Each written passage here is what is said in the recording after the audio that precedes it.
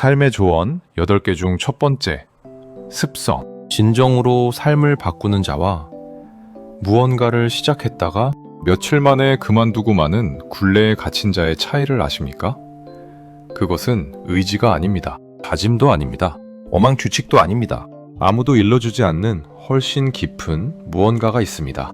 해마다 똑같은 새해 다짐을 하는 일을 보셨을 겁니다. 올해는 반드시 달라지겠다고 마음먹습니다. 그러고는 정월부터 몸을 단련하겠다 하고 옛 성현의 글을 잔뜩 구해 읽고 하루를 빈틈없이 쓰겠다 다짐하고 식사를 엄히 줄입니다. 하지만 봄이 다 가기 전에 늘 그랬던 그 자리 혹은 더 못한 처지에 있습니다. 어째서일까요? 그 사람은 지붕부터 집을 올리려 했기 때문입니다. 이제 기영이라는 젊은이의 이야기를 들려드리겠습니다. 기영은 19이었고 자신도 모르는 사이에 삶이 무너져 내리고 있었습니다.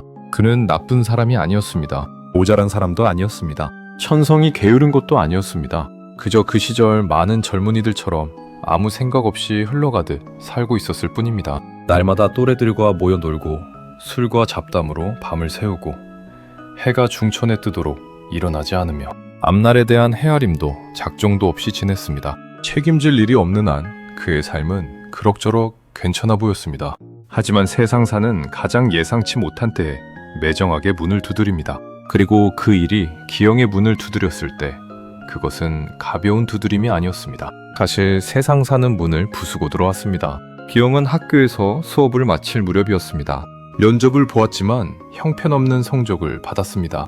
기술직에도 재주가 없어 기술직을 노릴 수도 없었습니다. 설상가상으로 아버지가 병으로 쓰러져 더는 일을 할 수 없게 되었습니다. 어머니는 막 늦둥이를 낳은 참이었습니다. 정오가 다 되어서야 일어나 동무들과 어울려 시간을 보내던 그가 어느 날 문득 깨달았습니다. 이제 내가 집안을 책임져야 한다. 그는 달라지려 애썼습니다. 정말로 애썼습니다. 그는 야심찬 계획을 세웠습니다. 하루 6시간씩 글을 읽겠다 했습니다. 동틀 무렵에 일어나 몸을 단련하겠다 했습니다. 일을 구하겠다 했습니다. 완전히 다른 사람이 되겠다 했습니다. 그것이 얼마나 갔는지 아십니까? 딱 사흘입니다. 나흘째 되는 날 그는 1시간도 마음을 다잡지 못했습니다. 그의 머리는 손쉬운 즐거움에 길들어 있었습니다. 몸은 게으름에 절어 있었고 마음은 아무런 규율도 없는 상태에 익숙해져 있었습니다. 그는 자신에게 속도, 틀도, 바탕도 없다는 사실을 가장 쓰라린 방식으로 깨달았습니다. 이 글에서 여러분이 알게 될 내용은 무엇이든 빨리 바뀔 수 있다는 요즘의 생각과는 정반대되는 것입니다. 기영의 삶을 바꾼 것은 30일 만에 끝내는 계획이 아니었기 때문입니다. 90일 동안의 도전도 아니었습니다. 단순한 다짐도 아니었습니다.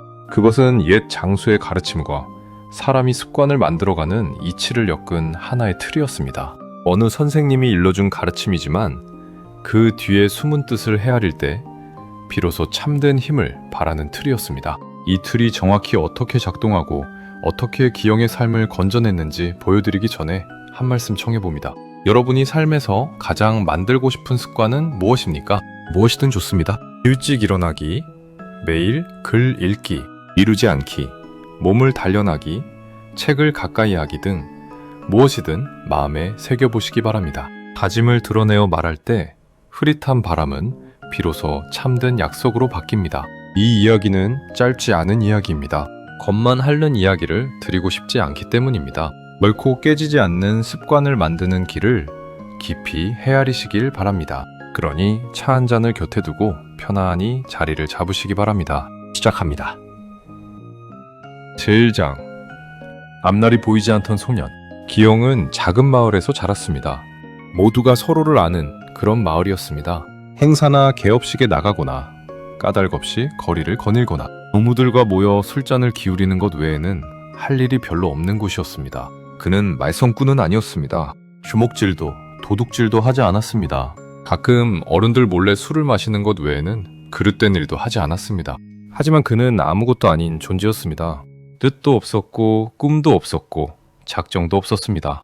그저 하루하루 지낼 뿐이었습니다. 글 공부도 그러했습니다.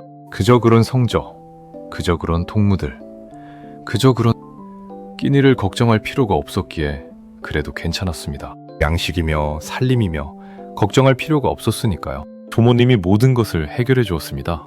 그래서 그의 삶은 단순했습니다. 일어나서 학교에 갑니다. 밤에는 동무들과 나가서 술 마시고 떠들고 헤매다가 늦게까지 깨어있다가 똑같은 하루를 되풀이합니다. 행사와 개업이 있는 날에는 어울려 놀고, 다음 날에는 늦잠을 자고, 그 다음 날에는 정신을 차리고, 또 다음 날에는 이미 다음 행사를 기다립니다. 그는 아무것도 하지 않는 것에, 오늘만을 즐기는 것에, 앞날을 헤아리지 않는 것에 농숙했습니다. 앞날이 그의 문을 두드리기 전까지는 말입니다. 수업을 마칠 무렵 선생님이 기영을 불렀습니다. 기영아, 불공부를 마친 뒤 무엇을 할지 생각해 보았느냐? 그는 어깨를 으쓱했습니다. 모르겠습니다. 아마 어디 가서 일을 하겠죠. 더 배우고 싶어도 그럴 형편이 안 됩니다. 학교에 추천을 받을 수도 있지 않으냐? 면접은 보았느냐? 그는 자신의 뜻보다는 부모님의 채근 때문에 면접을 치렀습니다. 성적은 형편없었습니다. 추천을 받기 위한 최소한의 기준에도 미치지 못했습니다. 기술직 취업은 어떠냐? 선생님이 물었습니다. 비영은 웃음이 나올 뻔했습니다. 그는 기술을 익혀본 적이 없었습니다. 몸은 형편없었습니다. 며칠에 한 번 몰래 술을 마셨고 숨이 가쁘지 않고는 동네 어귀까지도 달릴 수 없었습니다. 이보게 기영아, 선생님은 그와 같은 젊은이를 수천 명은 본 듯한 말투로 말했습니다. 지금 무언가 하지 않으면 너는 평생 이 마을에 묶여 입에 풀칠만하며 살게 될 것이다. 그것을 원하느냐? 원하지는 않았지만 무엇을 원하는지도 몰랐습니다. 그는 그저 생각해보겠습니다. 라고 말하고는 아무 생각 없이 자리를 떴습니다. 보름 뒤 기영의 아버지가 갑작스레 병으로 쓰러졌습니다. 목숨을 잃을 정도는 아니었지만 모든 것을 바꾸기에 충분할 만큼 심각했습니다. 아버지는 쇠 공장에서 풀무질과 쇠를 다루는 일을 했습니다. 새벽부터 밤까지 이어지는 고된 노동이었고 버리는 집안을 간신히 건사할 정도였습니다. 병이 난 뒤 의사는 단호했습니다. 더는 무거운 일을 하셔서는 안 됩니다. 몸이 버티지 못할 것입니다. 기영의 아버지는 보름이 지나 다시 일터로 돌아가려 했지만 몸이 따라주지 않았습니다. 그는 일을 그만두어야 했고 갑자기 기영의 집안에는 정해진 벌이가 사라졌습니다. 어머니는 막 아기를 낳은 참이었습니다. 끊임없는 보살핌이 필요한 작고 여린 여자아이였습니다. 어머니는 일을 할 수 없었습니다. 적어도 앞으로 여러 달은요. 기영의 남동생은 12살이었고 여전히 학교에 다녔습니다. 누가 남았을까요? 바로 기영입니다. 한나절도 진득하게 글을 읽을 끈기가 없었던 19살 젊은이. 정오가 되기 전에 일어날 뜻도 없었고 작정도 솜씨도 바탕도 없었던 젊은이. 이 젊은이가 이제 집안을 건사해야 했습니다. 기영이 가장 먼저 한 일은 두려움에 떠는 것이었습니다. 다음으로 한 일은 현실을 부정하는 것이었습니다. 아버지는 곧 나으실 거야. 다시 일하실 거야. 그렇게 나쁘진 않을 거야. 세 번째로 한 일은 마침내 받아들이는 것이었습니다. 내가 지금 달라져야 한다. 그는 종이를 펼치고 삶을 바꾸고 싶을 때 누구나 하는 일을 했습니다. 야심차고 도무지 이루기 어려운 계획을 세운 것입니다. 기영의 변화 계획. 매일 동틀 무렵 기상. 아침 식사 전에 산길 오르기 재시험 준비를 위해 하루 6시간. 글 읽기 낮에는 몸을 단련하기. 일을 구하기. 술을 끊기. 동무들과 어울리지 않기. 헛된 시간 버리기. 밤 10시에 잠들기. 그는 계획을 보고 생각했습니다. 좋다. 내일부터 시작이다. 내일이 왔습니다. 그는 동틀 무렵에 일어나기로 다짐했습니다. 닭이 울었습니다. 그는 다시 이불을 끌어당겼습니다. 해가 중천에 뜬 뒤 일어났습니다. 그래, 그는 생각했습니다. 내일은 일찍 일어나지. 다음 날도 똑같은 일이 일어났습니다. 사흘째 되던 날 그는 간신히 동틀 무렵에 일어났습니다. 신발을 신었습니다. 문을 열었습니다.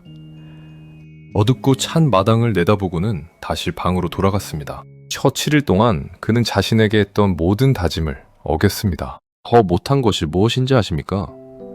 그는 끔찍한 사실을 깨달았습니다. 마음을 다잡을 수가 없었던 것입니다. 글을 읽으려고 앉아서 책을 펴고 한 줄을 읽으면 마음이 딴 데로 흘러갔습니다. 잠깐 바람만 쐬려고 마당에 나갔는데 한참이 지나도록 여전히 멍하니 서 있었습니다. 다시 시도했습니다. 잠깐의 집중.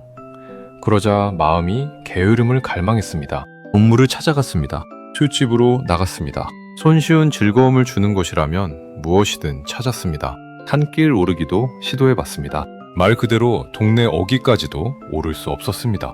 몸은 형편없었고 숨은 가빠서 무릎을 짚고 죽을 것처럼 헐떡이며 멈춰야 했습니다. 그 순간 기영은 삶에서 가장 두려운 순간을 맞이했습니다. 나는 끈기라곤 조금도 없다. 나는 아무것도 할 수 없다. 나는 못난 사람이다. 제2장 모든 것을 바꾼 가르침. 어느 날 오후 기영은 방에 누워 있었습니다. 일을 찾아 나섰어야 했습니다. 글을 읽었어야 했습니다.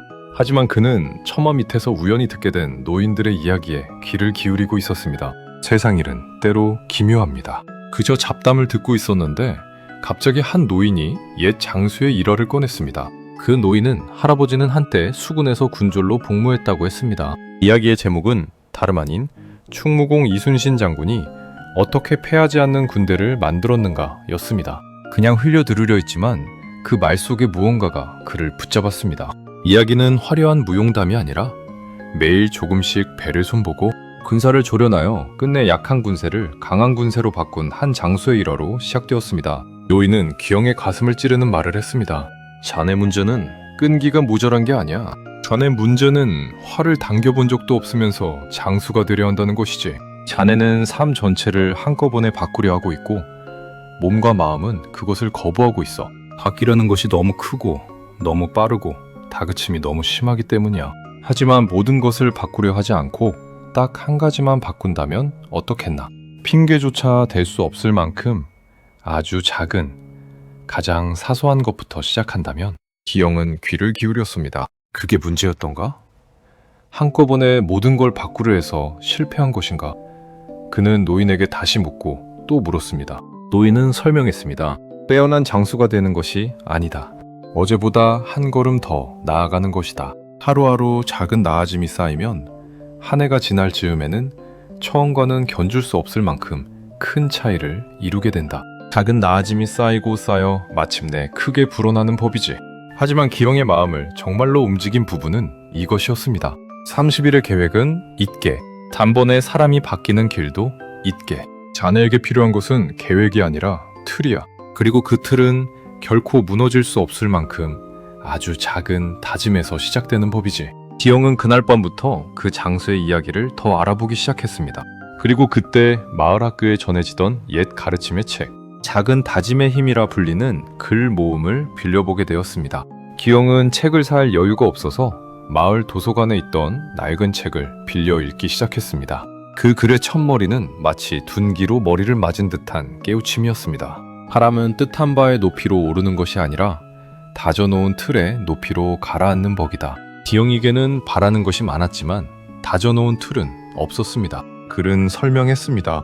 좋은 습성은 의지에 있고 없음이 아니다. 처한 자리, 미리 짜놓은 틀, 마주치는 계기, 그리고 스스로 여기는 정체성에 관한 것이다. 그리고 모든 것을 이해하게 해준 가르침이 있었습니다. 바로 으뜸 습성입니다. 이것은 한번 자리 잡으면 다른 좋은 습성들을 절로 이끌어내는 습성입니다. 마치 첫 번째 패가 나머지 패를 모두 쓰러뜨리는 것과 같습니다. 예를 들어 아침에 몸을 움직이기 시작하면 절로 더 일찍 일어나게 되고, 움직인 게 아까워서 더 잘 먹게 되고, 몸이 고나여 일찍 잠들게 되고, 물을 더 많이 마시고 스스로에 대한 믿음이 생겨납니다. 하나의 좋은 습성이 다른 습성으로 이어지는 것입니다. 하지만 한 번에 10가지 습성을 들이려 할 수는 없습니다.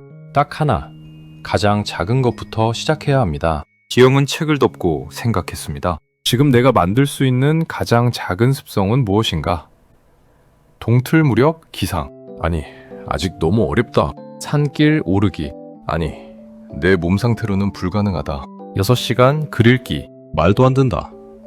내 마음은 못 버틴다. 그럼 무엇으로 할까? 그는 노인의 말을 떠올렸습니다. 어이없을 정도로 단순한 것부터 시작하라는 말을요. 그때 기영은 결심했습니다. 매일 잠들기 전 이 글을 5줄만 읽자. 딱 5줄. 어떤 게으름뱅이라도 5줄은 읽을 수 있습니다. 인상적이지도 않고 마음을 들끓게 하지도 않지만 해낼 수 있었습니다. 기영은 그날 모든 것을 바꾼 깨우침을 얻었습니다. 해낼 수 있는 것이 완벽한 것보다 강력하다. 제3장 첫 보름. 기영은 아무에게도 자신의 다짐을 말하지 않았습니다. 왜냐하면 그것은 다짐이라기엔 너무 초라했으니까요. 그저 잠들기 전 5줄 읽기였을 뿐입니다. 첫째 날 밤 그는 5줄을 읽었습니다. 다 읽고 나니 좀 헛헛한 기분이 들었습니다. 이게 다인가? 내 삶은 하나도 안 바뀌었잖아. 둘째 날 밤 다시 5줄을 읽었습니다. 셋째 날 밤 거의 잊어버릴 뻔했습니다. 잠들기 직전에 떠올랐습니다. 그는 일어나서 등잔에 불을 붙이고 5줄을 읽었습니다. 일곱째 날 밤 5줄을 읽고 나니 멈추고 싶지 않았습니다. 3줄을 더 읽었지만 멈췄습니다. 정한 것은 5줄이었으니까요. 첫 성취에 취해 정한 것을 어기면 틀이 무너질 수 있었습니다. 옛 가르침은 그래서 이렇게 설명합니다. 요령은 더 많이 읽는 것이 아니다. 흔들리지 않는 것이다. 흔들리지 않음이 나의 됨됨이를 만들기 때문이다. 열흘째 되는 날 기영은 무언가를 깨달았습니다. 글 읽는 시간이 기다려지는 것이었습니다. 글이 흥미로워서가 아니라 지난 여러 해 동안 자신과의 약속을 지킨 유일한 일이었기 때문입니다. 처음으로 그는 스스로에게 증명하고 있었습니다. 나는 약속을 지킬 수 있는 사람이다. 보름째 되던 날 그는 70줄을 읽었고 이해되기 시작한 여러 가르침을 배웠습니다. 작은 다짐의 힘에 나오는 가르침들이었습니다. 좋은 습성은 그대가 누구인지를 바꾸는 것이 아니라 그대가 누구인지를 드러낸다. 모든 습성에는 4단계가 있다. 계기, 바람, 행함, 보답. 좋은 습성을 들이려면 또렷하게 만들라. 끌리게 만들라. 하기 쉽게 만들라. 결코 이틀을 거르지 마라. 하루를 거르거든 다음날 바로 돌아오라. 하지만 그의 마음을 참으로 흔든 가르침은 이것이었습니다. 그대가 되고 싶은 사람이 될 필요는 없다. 그저 그런 사람이 있다는 것을 스스로에게 보이면 된다. 그리고 그대는 작고 거듭되는 행함으로 그것을 보인다. 기영은 19해 동안 자신이 끈기 없는 사람이라는 것을 스스로에게 증명해왔습니다. 이제 그는 그 반대를 증명하고 있었습니다. 한 번에 한 줄씩 말이죠. 그때 그는 2번째 습성을 더하기로 결심했습니다. 하지만 아무 습성이나 고른 것이 아니었습니다. 그는 으뜸 습성에 대해 배웠습니다. 이 이야기가 도움이 되었다면 곁에 두고 다음 이야기를 놓치지 마시기 바랍니다. 완벽할 필요는 없습니다. 그저 시작하기만 하면 됩니다. 기억하세요. 지금에 머무십시오. 명예롭게 걸으십시오. 길을 따르십시오.